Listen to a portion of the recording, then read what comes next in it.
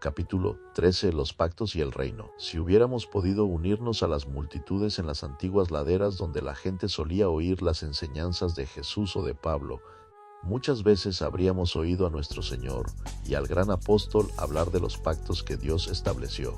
Los que tuvimos la bendición de asistir a una iglesia que cree en la Biblia, crecimos también oyendo lecciones sobre los pactos de Abraham, Moisés y David. También la educación cristiana que recibimos nos enseñó sobre el nuevo e inapreciable pacto que ahora disfrutamos por medio del Mesías.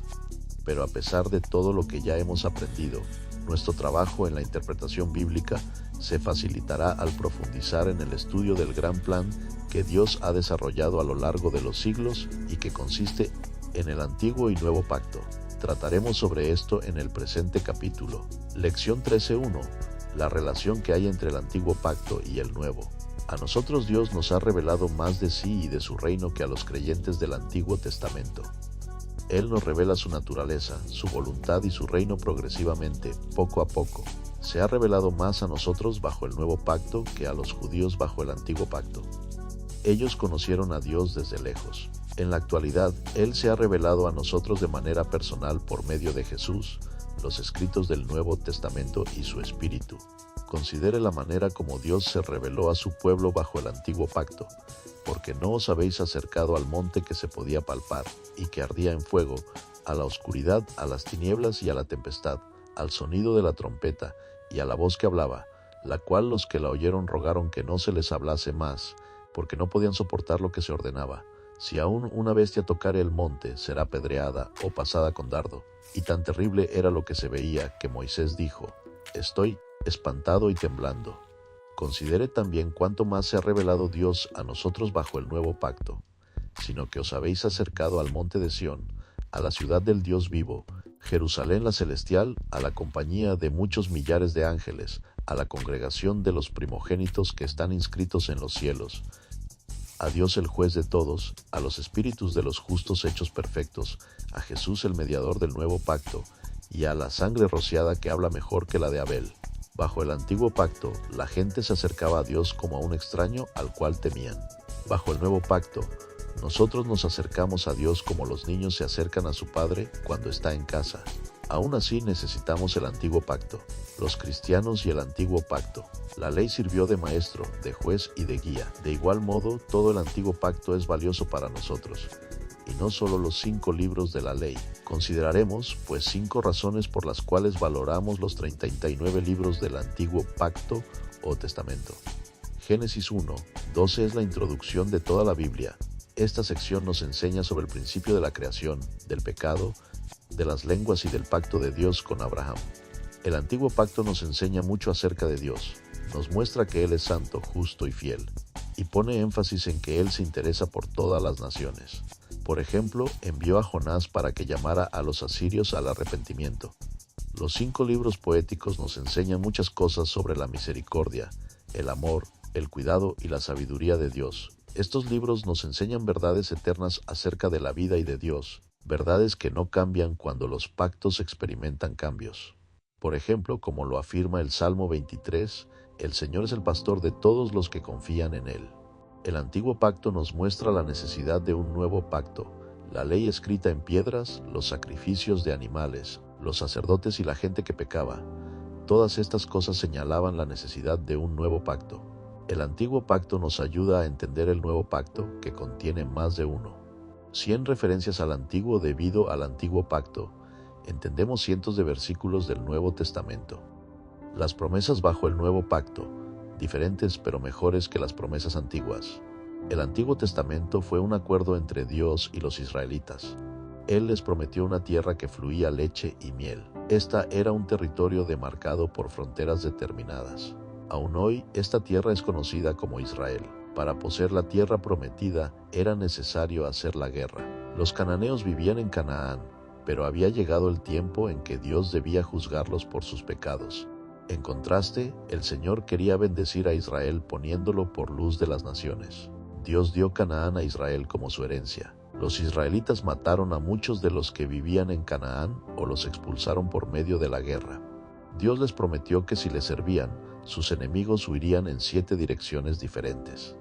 En los tiempos del Antiguo Testamento, el pueblo de Israel estaba bajo el reinado de Dios, que hizo un pacto con todos ellos como nación. La parte de ellos era guardar las 600 leyes.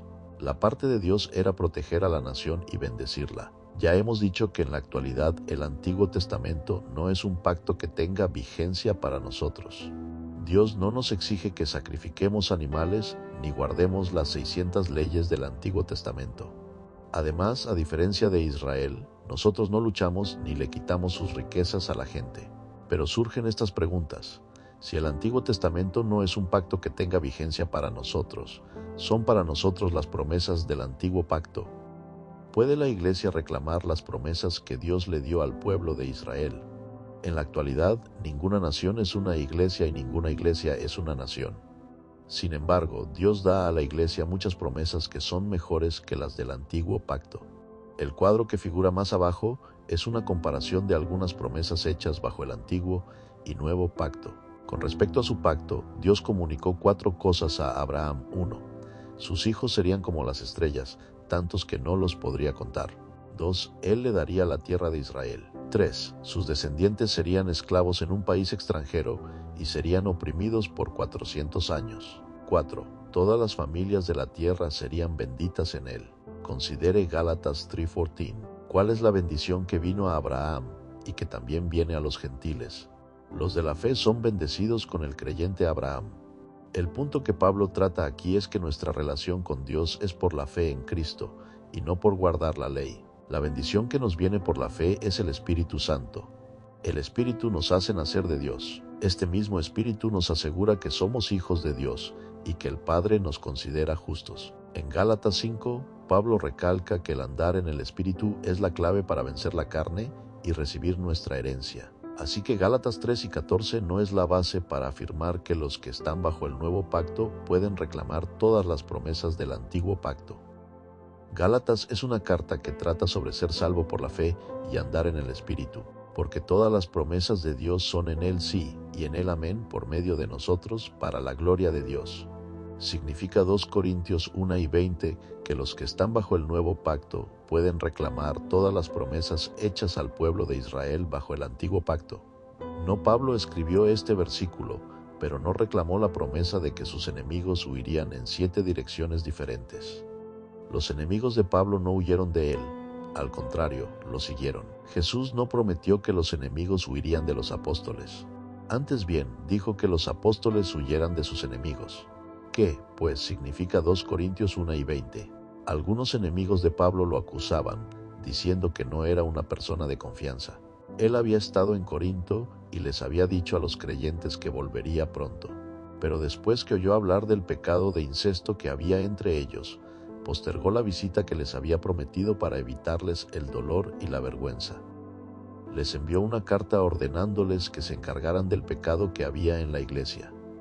Así el apóstol les dio una oportunidad de evitar la vergüenza que habrían sentido si hubiera ido y hubiera encontrado el pecado entre ellos. Cuando cambió la fecha de su visita, sus enemigos dijeron que la gente no podía creer en la palabra de él ni en el evangelio que predicaba. Pablo respondió diciendo que se podía confiar en su palabra y en su evangelio. Nótese que Pablo pone el énfasis en Cristo, por medio de quien Dios cumple todas las promesas que nos hizo. Por medio de Jesús, Dios cumple las promesas que hicieron los profetas acerca del Mesías. Las promesas que Dios hizo a Abraham vienen a nosotros por medio de Jesucristo.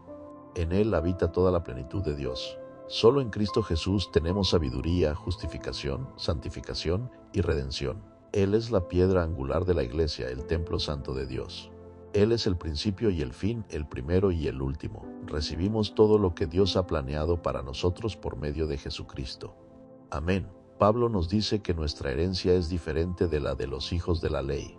Las promesas hechas bajo el nuevo pacto son mejores. Casi todas las promesas hechas bajo el antiguo pacto eran temporales y para los judíos que están en la tierra. Pero las promesas que Dios nos ha hecho bajo el nuevo pacto son para el tiempo que estamos en la tierra y para la eternidad. Ninguno de los que estamos bajo el nuevo pacto quiere estar bajo el antiguo pacto. Nos regocijamos en el hecho de ser hijos de Dios y de conocerlo como nuestro Padre Celestial. Lección 13:2. La relación que hay entre los dos pactos y el reino de Dios. En esta lección contestaremos estas 4 preguntas acerca del reino de Dios. 1. ¿Qué es el reino de Dios? 2. ¿El reino de Dios incluye la tierra? 3. ¿Qué relación hay entre el reino de Dios y el reino de los cielos? 4. ¿En qué sentido el reino de Dios ya está presente, pero todavía no? El reino de Dios, su reinado y su dominio. Para que exista un reino debe haber 2 cosas, un monarca que reine y un lugar en donde reine. Dios reina en todas partes, de modo que en cierto sentido su reino está también en todas partes, pero el reinado de Dios no es el mismo en todas partes. Jesús nos enseñó a orar así: venga tu reino, hágase tu voluntad como en el cielo, así también en la tierra. Esta oración nos recuerda que la voluntad de Dios se hace mucho mejor en el cielo que en la tierra. El reino de Dios y el reino de los cielos. Un estudio cuidadoso del Nuevo Testamento nos revela que el reino de Dios y el reino de los cielos son el mismo reino. En la época de Jesús era frecuente que los judíos sustituyeran el nombre de Dios por la palabra cielo. El nombre de Dios era tan sagrado para ellos que rara vez lo usaban. Como Mateo escribió principalmente a los judíos, a menudo usó la frase reino de los cielos. En cambio, Marcos y Lucas, que escribieron a los gentiles, usaron generalmente la frase reino de Dios. Fíjese en que cielo y Dios son sinónimos. Significan lo mismo en los pasajes siguientes. En el Nuevo Testamento hay muchos otros pasajes paralelos que muestran que el reino de los cielos y el reino de Dios son solo nombres diferentes para el mismo reino. Dios, soberano del cielo y de la tierra. Hay varias verdades relativas al reino de Dios, las cuales consideraremos brevemente aquí. El reinado de Dios es eterno. Con su decreto creó la tierra, habló y fue así. Puso límites a los océanos, ordenó las relaciones que hay entre el sol, la luna y la tierra. Ordenó que la humanidad, las aves, los animales terrestres y los peces fructificaran y se multiplicaran.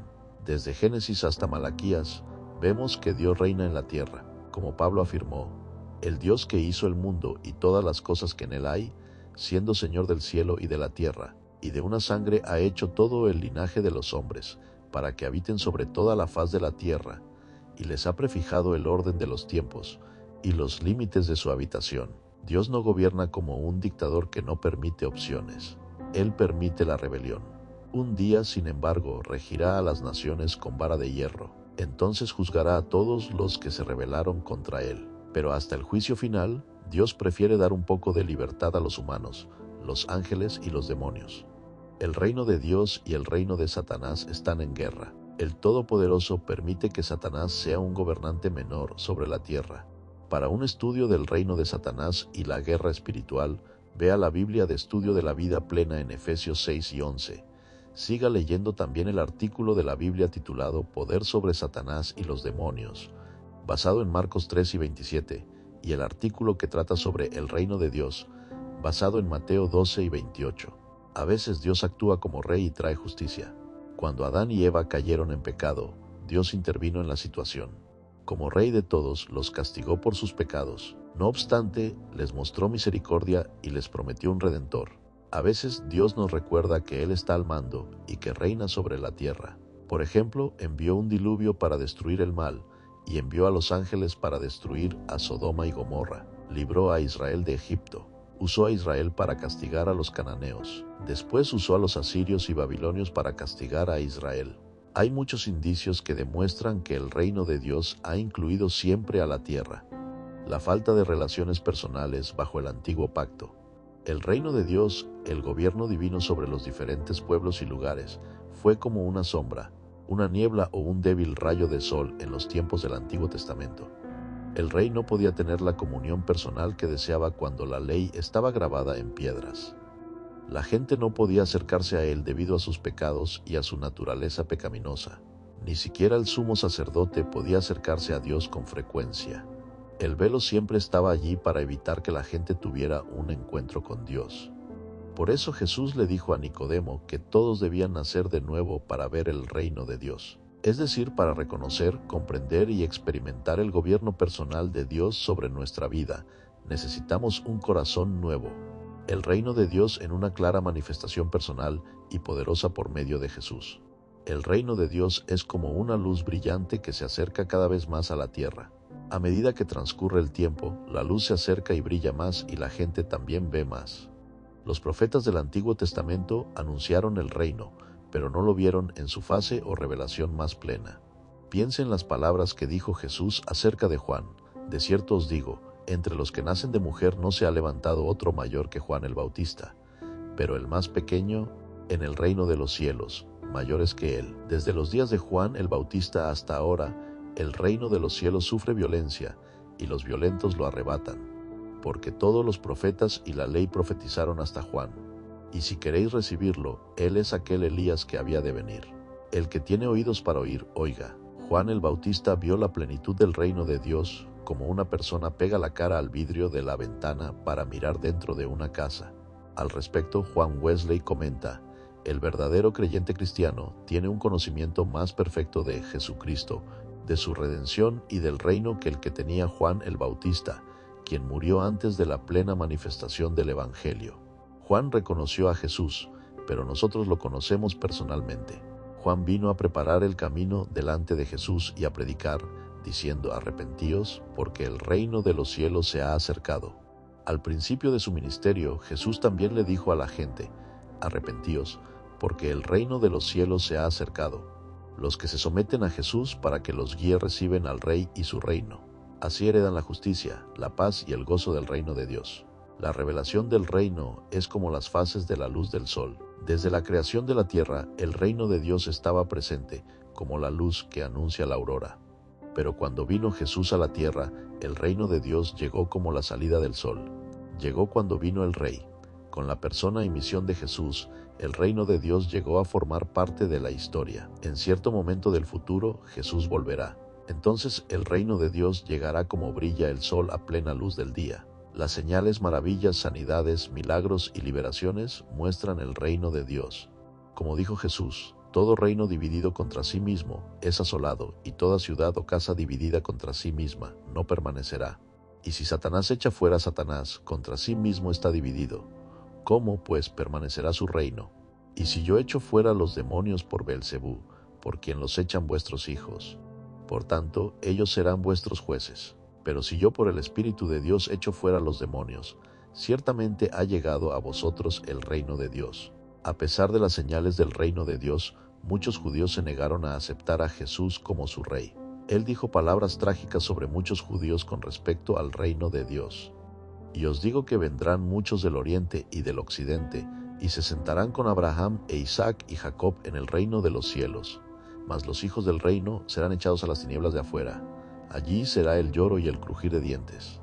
La interpretación de Daniel del sueño de Nabucodonosor. Daniel le dijo al rey: estabas mirando hasta que una piedra fue cortada, no con mano, e hirió a la imagen en sus pies de hierro y de barro cocido, y los desmenuzó. Entonces fueron desmenuzados también el hierro, el barro cocido, el bronce, la plata y el oro, y fueron como tamo de las eras del verano, y se los llevó el viento sin que de ellos quedara rastro alguno. Mas la piedra que hirió a la imagen fue hecha un gran monte que llenó toda la tierra. Este es el sueño, también la interpretación de él diremos en presencia del rey. Y en los días de estos reyes, el Dios del cielo levantará un reino que no será jamás destruido, ni será el reino dejado a otro pueblo. Desmenuzará y consumirá a todos estos reinos, pero él permanecerá para siempre.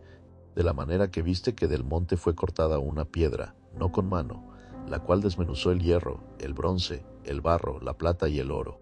El gran Dios ha mostrado al rey lo que ha de acontecer en lo porvenir, y el sueño es verdadero y fiel su interpretación. La piedra que vio Nabucodonosor golpeó la tierra cuando nació Jesús. Desde ese tiempo su reino ha ido creciendo como el grano de mostaza. Cuando vuelva Jesús, el reino de Dios llenará toda la tierra. Mateo 1:40, 41 muestra que algunos están en el reino, pero no pertenecen a él. Explique. Jesús murió para redimirnos por su sangre. Ahora Él nos invita a todos para que lo aceptemos por Rey sobre nosotros. Su deseo es vivir en medio de su pueblo, y no en una tienda. Bajo el nuevo pacto, Dios escribe su ley en nuestro corazón y pone dentro de nosotros su espíritu. Nos complacemos en agradarle. Disfrutamos de su presencia en nosotros cuando rige nuestra vida en su reino. Lección 13:3. Los aspectos ya y todavía no del reino de Dios. Visión general de los aspectos ya, pero todavía no del reino de Dios. Ya hemos dicho que el reino de Dios es el reino sobre el cual reina el Rey. El reino de Dios llegó como la salida del sol cuando Jesús vino a la tierra. En este sentido, el reino ya ha comenzado, pero todavía no está completo en la tierra. La fase del mediodía del reino llegará cuando Jesús venga otra vez. De igual modo, usted ya ha comenzado a estudiar la hermenéutica, pero todavía no ha terminado el estudio. En el cuadro que figura más abajo y que le dará una visión general de esta sección, se enumeran varios temas y se hace una comparación entre los aspectos ya y todavía no del reino de Dios con respecto a ellos. Examine el cuadro y luego trataremos cada tema en detalle. Estudio temático de los aspectos ya pero todavía no del reino de Dios, la salvación. Cierta vez Juan Wesley dijo: fui salvo, soy salvo y seré salvo. Es bueno que consideremos esta triple perspectiva de la salvación. Las palabras fui salvo dan a entender que en cierta ocasión una persona nació de nuevo, recibió el perdón de sus pecados y se trasladó del reino de las tinieblas al reino de la luz. La expresión soy salvo se refiere al proceso actual del crecimiento cristiano. Crecemos en la santidad, perfeccionándola en el temor del Señor. Diariamente, a medida que crecemos en la gracia, somos transformados en su semejanza. Las palabras seré salvo se refieren al futuro, cuando ya no tendremos que proseguir a la meta. Entonces seremos salvos de este mundo, de este cuerpo y de cualquier posibilidad de pecar. Hubo, pues, un tiempo en que entramos en el reino de Dios. Ahora crecemos como hijos del Rey, pero un día recibiremos nuestros cuerpos gloriosos. Entonces seremos salvos en el sentido más completo en el reino de Dios. Nuestro conocimiento, porque en parte conocemos y en parte profetizamos. Ahora vemos por espejo, oscuramente, mas entonces veremos cara a cara. Ahora conozco en parte, pero entonces conoceré como fui conocido. Tenemos en parte la mente de Cristo, pero no completamente. Todavía hay muchísimos misterios que no entendemos en esta fase del reino. Cuando venga lo perfecto, conoceremos tal como Dios nos conoce. Las recompensas, aún ahora tenemos algunas recompensas. Recibimos gozo, paz, amor, aceptación, seguridad y atención paternal. Algunas de las recompensas del reino de Dios ya están aquí, pero no todas nuestras recompensas están aquí todavía. Jesús prometió a los apóstoles 100 veces más en esta vida y el privilegio de sentarse en 12 tronos cuando llegue el tiempo de la restauración de todas las cosas. Cuando venga Cristo, cada creyente recibirá una recompensa personal, según sea su obra. La sanidad, la oración de fe sana al enfermo. No obstante, estamos en la tierra y no en el cielo. Necesitamos la medicina para no quedar lisiados ni padecer enfermedades mortales. El hecho de haber nacido de nuevo no anula la necesidad de tener una dieta equilibrada, agua potable y un sueño regular. Aún los que afirman ser más espirituales visitan al dentista o al oculista. El cuerpo que tenemos se debilita y se deteriora con el paso de los años. Considere el hecho de que un gran porcentaje de los que participan en los Juegos Olímpicos son jóvenes. El competidor olímpico de más edad fue el sueco Oskar Swan. En 1920 ganó una medalla de plata en tiro a la edad de 72 años y 280 días. Evidentemente, esta clase de logro físico es rara entre las personas mayores. Con el paso del tiempo, nuestra salud se debilita por completo y morimos. Pero cuando el reino de Dios llegue en su plenitud, ya no habrá muerte, ni habrá más llanto, ni clamor, ni dolor, porque las primeras cosas pasaron. Ni siquiera necesitaremos que nuestros cuerpos descansen. No habrá allí más noche. Así que damos gracias a Dios por los actuales beneficios de salud que hay en su reino. Pero sabemos que lo mejor está todavía por venir.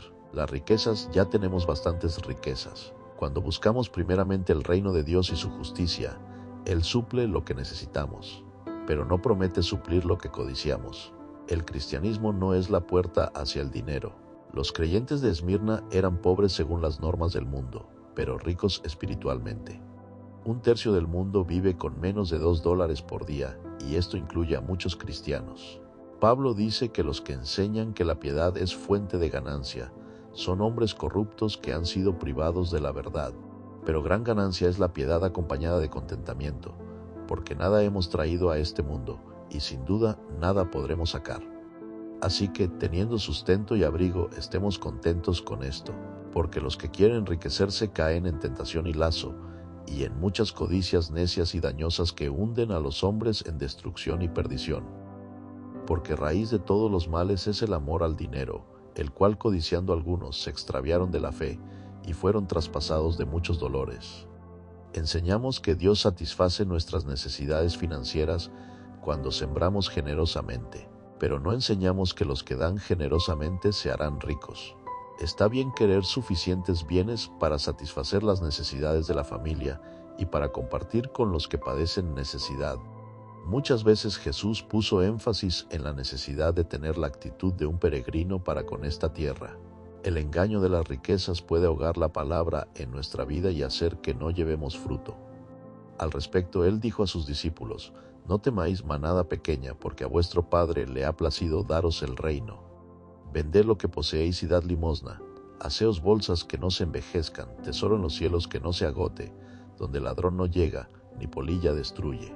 Porque donde está vuestro tesoro, allí estará también vuestro corazón».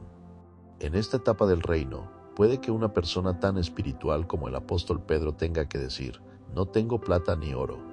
Y en esta misma etapa, puede que una persona tan espiritual como el apóstol Pablo confiese diciendo: «Hasta esta hora padecemos hambre, tenemos sed, estamos desnudos, somos abofeteados y no tenemos morada fija». A veces los más espirituales están al final de la fila cuando llegan las bendiciones materiales.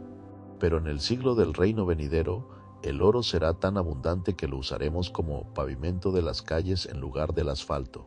El sufrimiento. Cuando una persona nace en el reino de Dios, cesan algunos sufrimientos. Jesús nos libra de la opresión de Satanás. Cuando Jesús nos salva, nos libra del tormento del pecado. Aún ahora Jesús nos da descanso y alivio, pero la llegada del reino de Dios no puso fin al sufrimiento. En realidad, muchas veces el reino trae nuevos sufrimientos. Jesús no vino para traer paz, sino espada. A menudo, por el hecho de seguirlo, somos aborrecidos y perseguidos. Millones han muerto por su fe. Decenas de miles han perdido sus posesiones por causa de él. Además, después de que Dios viene a ser nuestro Padre, sufrimos cuando Él nos disciplina. Pablo y Bernabé enseñaron a los creyentes de Listra, Iconio y Antioquía, diciéndoles: «Es necesario que a través de muchas tribulaciones entremos en el reino de Dios». Sin embargo, hay muchos que persistirán a través de los sufrimientos de esta vida, perseverarán hasta el fin y serán salvos. Entonces enjugará Dios toda lágrima de nuestros ojos. Venga tu reino, hágase tu voluntad, como en el cielo, así también en la tierra. La protección. Ya hay ocasiones en este periodo del reino en que Dios nos protege milagrosamente. Muchas veces el Espíritu Santo nos advierte del peligro. A veces los ángeles ayudan a los hijos de Dios, como lo hicieron cuando libraron a Pedro de la prisión. Puede que otras veces Dios mismo decida intervenir. 40 hombres no pudieron matar al apóstol Pablo. Sin embargo, no siempre Dios refrena las fuerzas malignas de las tinieblas que actúan en este tiempo. El apóstol Santiago fue muerto a espada. La tradición de la iglesia afirma que Pedro y Pablo sufrieron martirio. Los ladrones fuerzan la entrada y roban. La polilla y el orín corrompen. Hay persecuciones. Ocurren accidentes. El hecho de que sigamos a Jesús no nos hace inmunes a los problemas de la tierra. Todavía no. Cada año hay 160,000 mártires, creyentes que son muertos por su fe y contados como ovejas de matadero. Cuando abrió el quinto sello, vi bajo el altar las almas de los que habían sido muertos por causa de la palabra de Dios y por el testimonio que tenían. Y clamaban a gran voz, diciendo: «¿Hasta cuándo, Señor santo y verdadero, no juzgas y vengas nuestra sangre en los que moran en la tierra?» Y se les dieron vestiduras blancas, y se les dijo que descansasen todavía un poco de tiempo, hasta que se completara el número de sus consiervos y sus hermanos, que también habían de ser muertos como ellos. El futuro será mejor. Dios hace la siguiente promesa: «Ninguna arma forjada contra ti prosperará, y condenarás toda lengua que se levante contra ti en juicio». Esta es la herencia de los siervos de Jehová, y su salvación de mí vendrá. Cuando llegue ese día, los garrotes ya no nos magullarán, las espadas jamás nos decapitarán. No necesitaremos cerraduras en nuestras casas, no nos recluirán en las celdas de la cárcel. Cuando llegue ese día, las ratas evitarán comer nuestro grano, las polillas no se comerán nuestra ropa, el óxido no corroerá nuestros metales, los hongos no destruirán nuestros árboles. Cuando llegue ese día, las palabras ásperas no herirán nuestros sentimientos, el sol no nos quemará la piel, los mosquitos picarán solo a los pecadores. Ningún virus se atreverá a acercarse a nosotros. Hasta entonces tendremos limitada la protección del reino. El juicio de los creyentes. En esta era del reino, los creyentes ya son juzgados. Nuestro Padre poda la vid y quita los pámpanos que no llevan fruto. Él disciplina a todos sus hijos. Esta es una forma benigna de juicio. Los creyentes de Corinto fueron juzgados severamente, algunos con enfermedad, otros con muerte. Como dio a entender Pablo, Dios puede juzgar el cuerpo ahora para que el espíritu sea salvo en el día del Señor. Pedro nos anima diciendo: pero si alguno padece como cristiano, no se avergüence, sino glorifique a Dios por ello, porque es tiempo de que el juicio comience por la casa de Dios. Y si primero comienza por nosotros, ¿cuál será el fin de aquellos que no obedecen al Evangelio de Dios? En realidad, el juicio ha comenzado en la iglesia, pero no terminará en esta era. Hay todavía un juicio futuro para los cristianos, porque es necesario que todos nosotros comparezcamos ante el tribunal de Cristo, para que cada uno reciba según lo que haya hecho mientras estaba en el cuerpo, sea bueno o sea malo. 2 Corintios 5:10. Debemos edificar sobre el fundamento de Jesucristo con la doctrina y motivos apropiados. Pero cada uno mire cómo sobreedifica, porque nadie puede poner otro fundamento que el que está puesto, el cual es Jesucristo. Y si sobre este fundamento alguno edificare oro, plata, piedras preciosas, madera, heno, hojarasca, la obra de cada uno se hará manifiesta, porque el día la declarará, pues por el fuego será revelada, y la obra de cada uno cual sea, el fuego la probará. Si permaneciere la obra de alguno que sobreedificó, recibirá recompensa. Si la obra de alguno se quemare, él sufrirá pérdida, si bien él mismo será salvo, aunque así como por fuego. El juicio de los pecadores. También ya ha comenzado el juicio de Dios sobre los pecadores.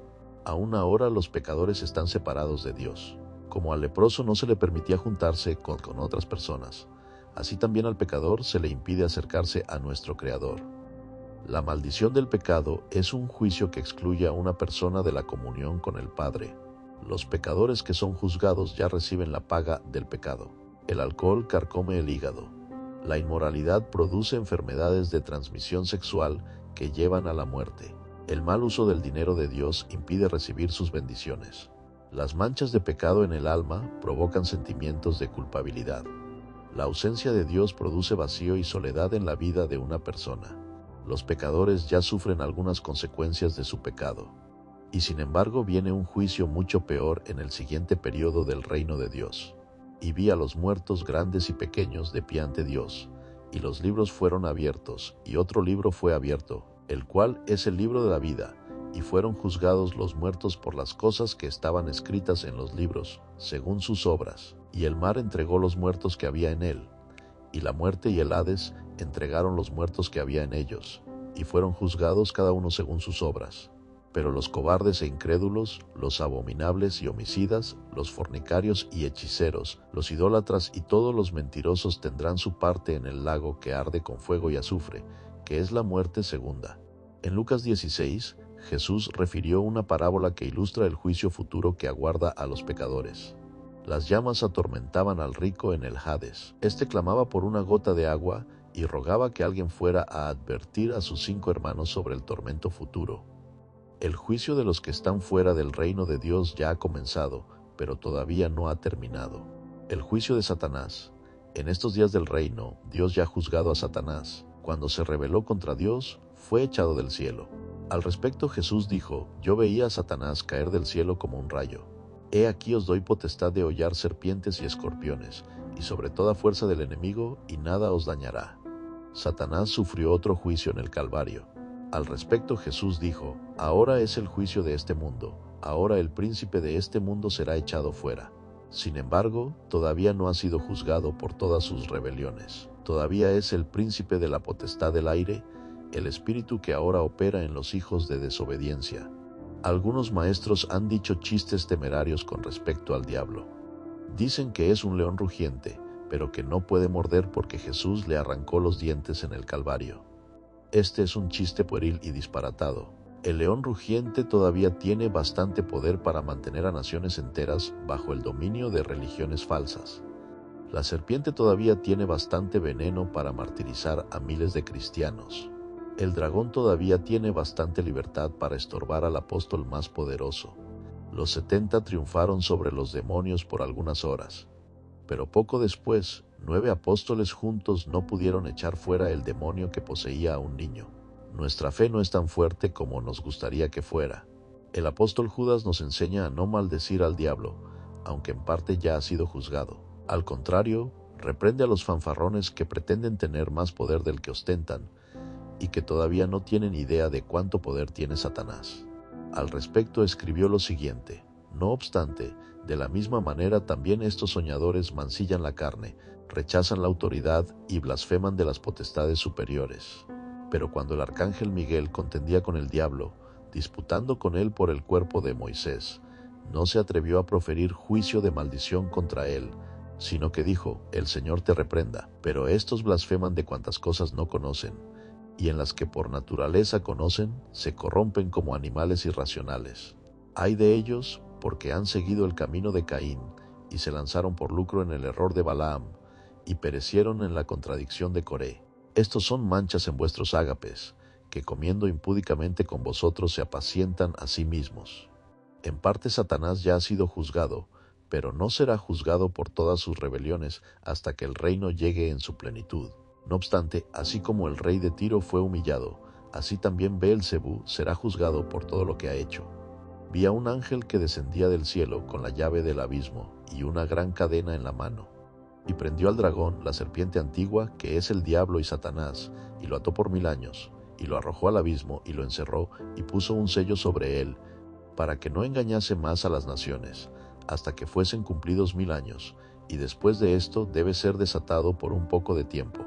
Cuando los 1000 años se cumplan, Satanás será suelto de su prisión y saldrá a engañar a las naciones que están en los 4 ángulos de la tierra, a Gog y a Magog, a fin de reunirlos para la batalla, el número de los cuales es como la arena del mar, y subieron sobre la anchura de la tierra, y rodearon el campamento de los santos y la ciudad amada.